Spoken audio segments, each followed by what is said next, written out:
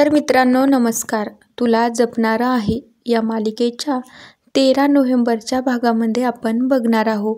इकडं मीरा जेव्हा देवी आईची पूजा करत असते तेव्हा मात्र तिला त्या देवी आईच्या फोटोंमध्येच ज्या आजी मीराच्या सतत मदतीला धावून येतात त्या आजी मात्र तिला त्या फोटोमध्ये दिसत असता आणि त्यानंतर त्या फोटोला आग लागल्यासारखी दिसत असते. त्यावेळी मीरा मात्र खूपच रडते आणि ती विचारूही लागते की देवी आई तू ह्या काय संकेत देते ग, मला मात्र कळतच नाहीये. आणि मग त्यानंतर मीराच्या असं लक्षात येतं की त्या आजीबाई कुठल्या तरी मोठ्या संकटात आहे. आणि मग ज्यावेळी आजी बाहेर जाता त्यावेळी मीराला माहिती असते की आजी आत्ताच बाहेर गेल्या आहे, त्या कुठल्या तरी मोठ्या संकटात आहे. मला असं देवी आई काहीतरी सतत असं मला दाखवत आहे. देवी आई मला काहीतरी कुठली तरी खूण दाखवते की आजीला जाऊन वाचव. देवी आई हा असला कसला मला संकेत देते ना देवा, मला काहीच कळत नाहीये. त्यानंतर जेव्हा मीराला कळतं तेव्हा मीरा मात्र तिथून उठते आणि धावतच आजीला वाचवण्यासाठी आजी आजी मोठ्याने म्हणत जिकडं त्या आजी गेलेल्या असतात तिकडं मात्र मीरा धावतच जाते. जिथे त्या आजी राहतात तिथे मीरा मात्र पळतच जाते.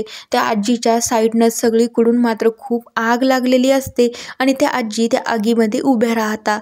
त्यावेळी हा सगळा तर खेळ मंजिरीचाच राहतो. त्या मंजिरीला मोठी शक्ती प्राप्त झालेली असती आणि त्याईनं सांगितलेलंही असतं त्यानं खूप मोठी शक्ती प्राप्त झाली आहे आणि तू हा दिवा जिथे कुठे लावशील तेव्हा ती देवी आई तुझ्या ओशमध्ये म्हणजेच तुझ्या हातामध्ये येऊन जाईल. त्यावेळी मात्र मंजिरीनं त्या देवी आईला तिच्या ओशमध्ये करण्यासाठी तो दिवा लावलेला असतो आणि त्या आजी मात्र संकटात पडलेल्या असतात. त्यावेळी त्या आजीच्या सगळ्या साईडने एक सर्कल टाईपची आग लागलेली राहते. त्यावेळी मीरा धावतच येते.